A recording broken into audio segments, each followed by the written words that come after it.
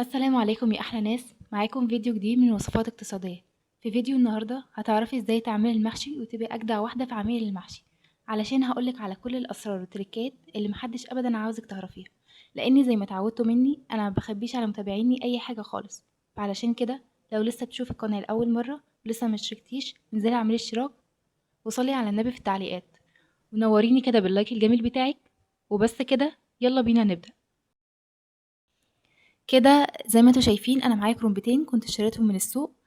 تركة بقى أول حاجة خالص وانتي بتشتري الكرومبة لازم تكون مهوية شوية مش مكبوسة، وده علشان ما تبقاش فيها عروق كتير. وده ليه؟ لأن هي لو فيها عروق كتير مش هتطلع معاكي كمية كويسة.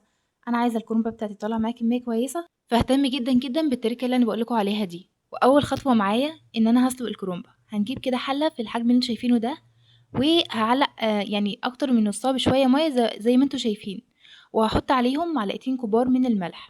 هسيبها كده لحد انا هنا كنت نزلتها قبل ما المية تغلي بحاجة بسيطة. نزلتها كده وهسيبها لمدة 5 دقايق على الوش الواحد. يعني انا نزلتها كده ودي بعد 5 دقايق اهو رجعت لها تاني. هعمل ايه؟ هنقلبها بقى على الوش التاني، هتاخد لها برضو يعني قولوا 5 دقايق كده، ممكن تبقى اكتر شوية على حسب الكرنبة اللي معاكي. طيب هتعرفي ازاي بقى ان الكرنبة بتاعتك استوت؟ شايفين بقى العرق اللي فيها ده؟ العرق ده هتتّكي عليه أو تشوفيه كده استوت منه والّا لأ. يعني أنا باعرف إزاي إن هي استوت، باشوف العرق ده، لو اتّكيتِ عليه بضوافرِك ولقيتِ ضوافرِك كده بتغرس فيه يبقى هي كده تمام واستوت. أنا هنا بقى كنت باعمل لها التسبيكة. ركّزوا أوي، أوي يا جماعة في الطريقة اللي أنا عملت بيها التسبيكة للمحشي بتاعنا. أول حاجة أنا نزلت كده بمَج كبير من الزيت زي ما أنتم شايفين. هانزل بكمية من البصل المتقطّع، تكون متقطيعة صغيّرة زي ما أنتم شايفين كده. بالنسبة للكمية دول 3 بصلات كبار من البصل، تمام كده. يبقى انا كده 3 بصلات كبار من البصل وقطعتهم بالحجم اللي انتوا شايفينه ده مكعبات صغيره جدا.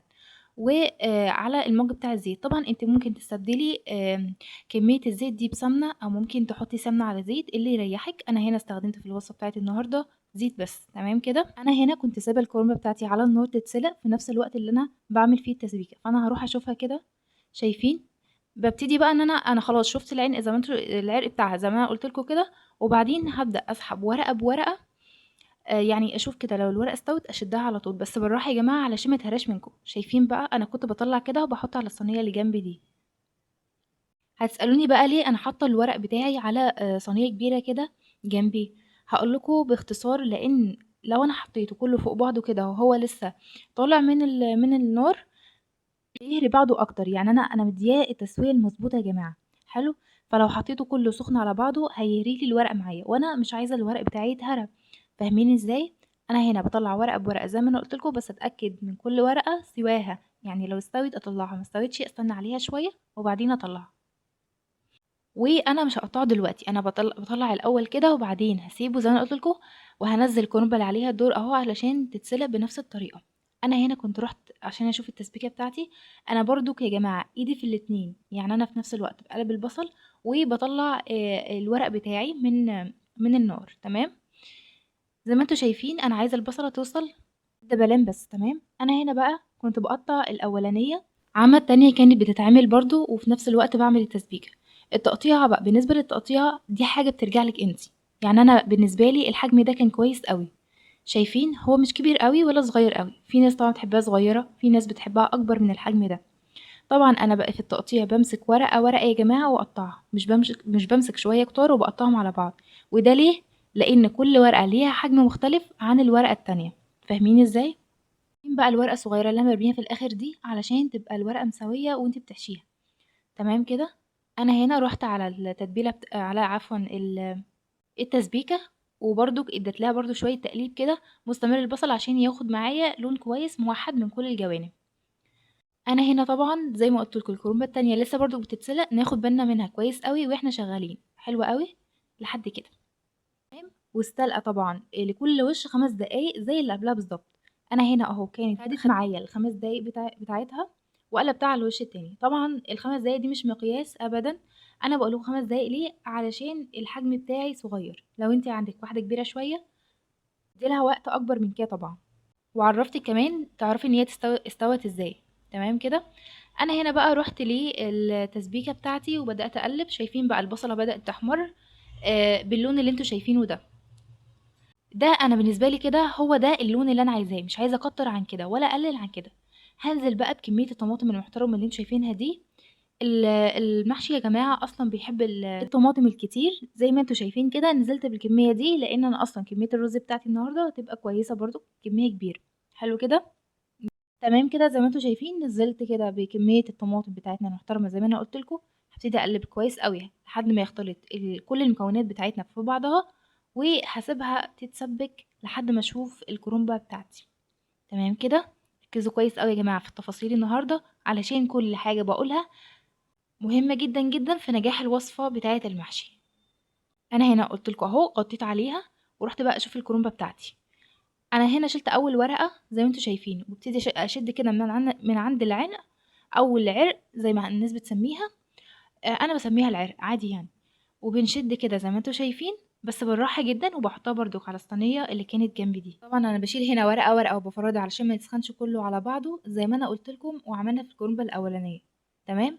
نفس الخطوات اللي انا عملتها في الاولانيه هعملها في التانية بالظبط. فركزوا معايا كويس قوي، اللي ما خدش باله ياخد باله هنا. ولو لسه ما صليتيش على النبي فانزلي صلي على رسول الله في التعليقات. يا جماعة عايزة أفكركم إن إحنا في شهر رجب لازم تكثروا فيه الصلاة على النبي والدعاء والذكر، لأنه من الأشهر الحرم، وطبعا الأجر فيه بيكون مضاعف، فلازم نكثر من الأعمال الطيبة في هذا الشهر الكريم. تمام كده. أنا هنا كانت الكمية بتاعتي خلاص خلصت، ورحت أنا سبت الطماطم تتسبك زي ما أنا قلت لكم. هي كده اتسبكت. هعرف إزاي إن هي اتسبكت؟ هقولك وأنا شغالة. بس ننزل بقى الأول بالتوابل. أنا هنا معلقة كبيرة من البابريكا. تمام. بتدي إيه؟ بتدي لون وطعم. تعرفي ازاي ان هي اتسبكت؟ لما حجمها بيقل وتبقى المية فيها قليلة. تمام. المعلقة دي عبارة عن معلقة قرفة على جنزبيل. كمان هنزل بعد كده بمعلقة من بهارات المحشي. تمام كده. تمام كده. وبعدين هنزل بعد كده بمعلقة من الفلفل الأسود اهي بالحجم اللي شايفينه ده. عايزة اقول لكم ان انا كنت نزلت بمعلقة من الكزبرة عشان بس المصداقية، بس ما جاتش في التصوير يعني، فانا نزلت كمان بمعلقة من الكزبرة بتدي ريحة رهيبة للمحشي. انا هنا بقى لازم اقلب كويس علشان تاخد البهارات كويس قوي. سبتها شويه. شايفين عماله تعمل ازاي؟ انا كنت قلبتها على ما جبت الرز وغسلته علشان نحط بقى الرز. اقول لكم دلوقتي الكميه قد ايه بالظبط. ماشي. احنا هنا بقى نستنى بهار اخير وهو الملح. انا هنا هنزل بمعلقتين كبار محترمين كده من الملح زي ما انتوا شايفين. انا دي كانت اول معلقه من الملح. وهنزل كمان بمعلقه كبيره كده زي ما انتوا شايفين. بس هاعمل لكم بقى تركه لازم تاخدوا بالكم كويس قوي. انا هنا نزلت معلقه من السكر. زي ما انتوا سامعين كده السكر بيعادل الحموضه بتاعه الطماطم. انا هنا بقى كده زي ما انتوا شايفين ده الرز بتاعي انا كنت غسلته كويس قوي.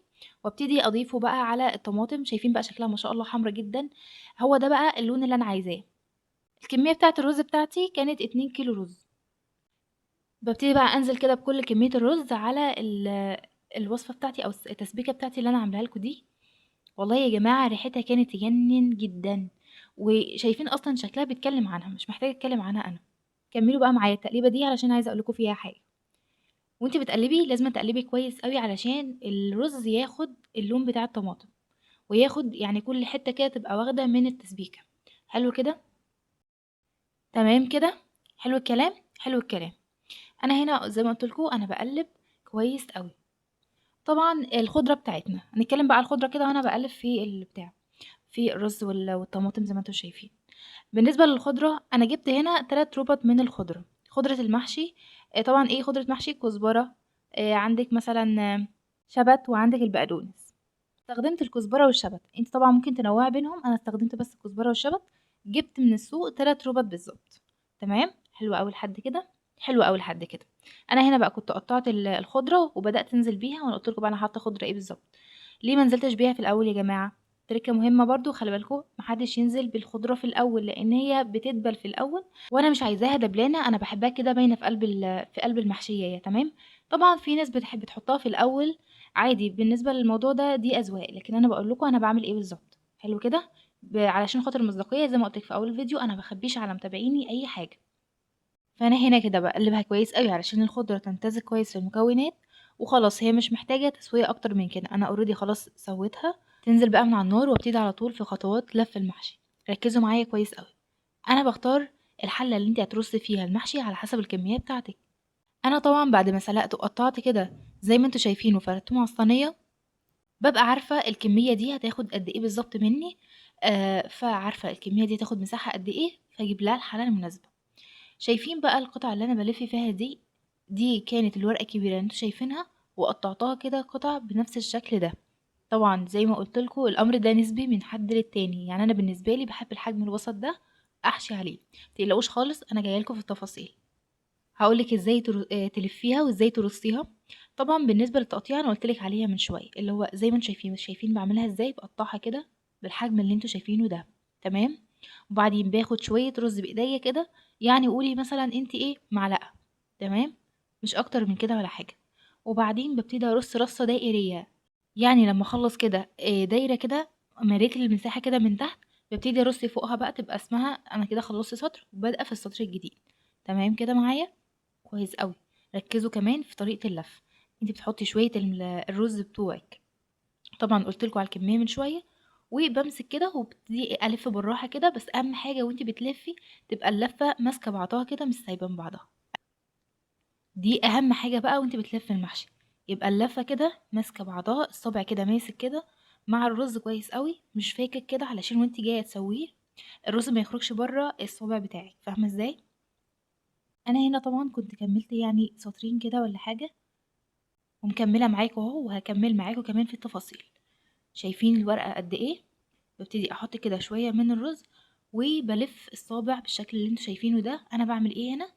أنا بخلص مثلا لف الصابع وابتدي أشيل الرز الزايد من عليه عشان غصب عنك ممكن يجي عليه من بره الرز كده، فأنا بشيله كده من الإيه، من الصابع أو من على الصابع من بره علشان يبقى الشكل منظم كده وميبقاش أي رز خارج من أي صابع. تمام. كمان ملحوظة يا جماعة، لو انت جايبة كرومبة مثلا، في ورق بيبقى فيه ورق أخضر وفيه ورق أبيض. الورق الأخضر ده ترصيه تحت علشان بيستحمل الحرارة أكتر من الورق الأبيض، لأن الورق الأبيض ده بيبقى يعني خفيف كده ومش يعني بيتحرق على طول لو حطيتيه من تحت. فانت تحطي الأول ورق الأخضر وبعدين تبتدي ترصي الورق الأبيض فوق. تمام كده، حلو قوي. دي كانت حاجة مهمة لازم أنا أنبهكوا ليها برضو. لكن أنا الكرومبة بتاعتي هنا كانت كلها ورق أبيض كده، ما كانش فيها ورق أخضر من اللي أنا بقولكوا عليه ده. طبعًا ركّزوا معايا، شوفوا أنا حطيت كده كمية الرز أهو، ابتدي أمشي كده بالراحة وأنضّف كده الصابع قبل ما أحطه في الحلة بتاعتي، تمام. خدت غيره برضه بنفس الطريقة كده هامشي كده على كل الصوابع. حلو. الموضوع والله يا جماعة بسيط، بس انتوا بس ايه، اعملوا وما تكسلوش. الموضوع بسيط جدا جدا. ركزوا بس معايا في كل تفصيلة قلتها النهاردة في الفيديو بتاع النهاردة، هتستفادوا جدا جدا وهيطلع معاكي المحشي مظبوط 100% بإذن الله تعالى.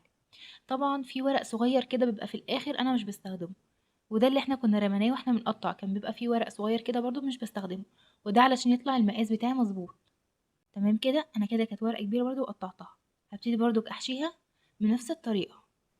أنا النهاردة وضّحت لِك كل حاجة في المحشي، كل ترِكّة ممكن تقابلِك، يعني تضبط معاكِ الدنيا، كل حاجة فعلًا هتبقي محتاجة تعرفيها عن المحشي، مش بس الطريقة وخلاص، تمام؟ فركّزي في كل حاجة قُلتها في الفيديو، حاولي تطبّقيها علشان يطلع معاكِ مضبوط 100% بإذن الله، وهتلاقي كده ريحته يعني مالية البيت كلّه حرفيًا. لو لسه ما اشتركتيش في القناة انزلي نوريني بالاشتراك وهتستفادي جدًا. نرجع تاني، أنا هنا كنت لسه باكمّل في الحشو. طبعًا عايزة أقول لكم حاجة، إحنا بنحط كده 3 حاجات قدّامنا وإحنا بنحشي. تحطي كده الطبق اللي أنتِ بتاخدي منه الورق، وطبق الرز، والحلة اللي أنتِ هتحشي فيها علشان تسهِّل عليكِ الموضوع، تمام. تاخدي كده من طبق الورق وتبتدي تحشيه، وبعدين تحطيه على طول في الحلة اللي جنبِك. ركّزوا معايا كويس أوي. أنا هنا باحط المحشي، طبعًا أنا باحط كده من أول الورقة. ركّزوا كده وأنا باحشي، أنا هاحشي لكم دلوقتي اللي عليها الدور أهي. طبعًا باضبط المقاس بتاعي الأول، يعني باقطّع كده واشوف هاستخدم قد إيه أهي، مثلًا دي الورقة أهي. شايفين؟ باحط كده رز من أول الورقة وبعدين أبرم كده أو ابتدي ألف. واحدة كمان ركزوا فيها، حطيت كده من أول الورقة وابتدي ألف عليها بالشكل اللي انتوا شايفينه ده. وطبعا يا جماعة الكروبتين اللي احنا خدناهم دول النهاردة، حشيناهم النهاردة دول، هيطلعوا لي كمية كويسة جدا. يعني الحلة اللي أنا بحشي فيها دي حلة كبيرة يعني مش صغيرة. يرجع ده برضو للتركية اللي أنا قلتلكوا عليها واحنا بنختار المحشي أصلا من السوق. قلتلكوا ايه؟ قلتلكوا ان المحشي ان الكرنبياية او الكرنبة ما تكونش تحس ان هي مكبوسة قوي، لازم تحس كده ان هي مهويه شويه علشان خاطر ما تبقاش مليانه عروق. تمام. دي حاجه مهمه قوي تخلي بالك منها. انا هنا بقى كنت وصلت خلاص كده، بحط اخر محشياه في الحله بتاعتي. طبعا نسيب مساحه كده علشان خاطر لسه هنحط الشوربه. انا هنا بقى غطيت عليها كده بورقه كرنب من الورق الاخضر ده، وبعدين هبتدي اسويها تسويه. هتحط عليها شوربه، يعني مقدار كده يغطيها زي ما انت شايفه معايا في الفيديو كده. تحطي كده الشوربه مقدار يغطيها كده، وبعدين تعلقي عليها. طبعا بالنسبه للنار، دي بتعلقي على نار عاليه، وبعدين بتسيبيها لحد ما تاخد الشكل اللي انتوا شايفينه ده. ابتدي بقى اقطع عليها لحد كده ما تشرب الميه بتاعتها. هوطي عليها. ركزوا كويس قوي. تمام. وده ليه؟ علشان تاخد التسويه المظبوطه. بعد ما توطي بشويه طبعا انت بتدوقيها كده تشوفي استوت ولا ما استوتش. اول ما تستوي بقى هبتدي اشيل الورقه الخضراء دي من عليها. هي خلاص استوت، واتاكدت اتاكدت منها ان هي استوت. ابتدي بقى ايه اجيب بتاع كده، صينيه كبيره كده علشان خاطر انزل بالمحشي بتاعنا عليها، علشان هو سخن جدا ومحتاجه يبرد. تمام. همسك كده بفوطه او اي حاجه عندك في المطبخ، ابتدي اهز كده. شايفين الطريقه دي حلوه قوي، متخليش المحشي بتاعك يتهرى وانت بتغرفيه. لو انت هتغرفي مغرفه المحشي بتاعك هيتهرى منك، لكن دي اسلم طريقه وانت بتنزلي المحشي بتاعك. تمام. هزتين كده من الجنب، هيلقلق لي كل الصوابع كده من مكانها، وهتنزل معاكي بكل سهوله، خصوصا ان احنا لسه طافيين عليها. فين بقى الشكل الجميل ده؟ ما شاء الله الريحه كانت يعني حرفيا في كل حته في البيت. ريحته حلوة جدا، مش عايزة اقول لكم. انتوا جربوه بنفسكم. اكتبوا لي تحت في الكومنتات ايه رأيكم فيه. ما شاء الله واخد التسوية المظبوطة. كل محشية حرفيا واخدة تسوية واحدة وطعم واحد، وده لان احنا مقلبين كويس قوي ومسويين كويس قوي. التزمي بكل حاجة قلناها، هيطلع معاكي مظبوط 100%. اشوفكم في فيديو جديد.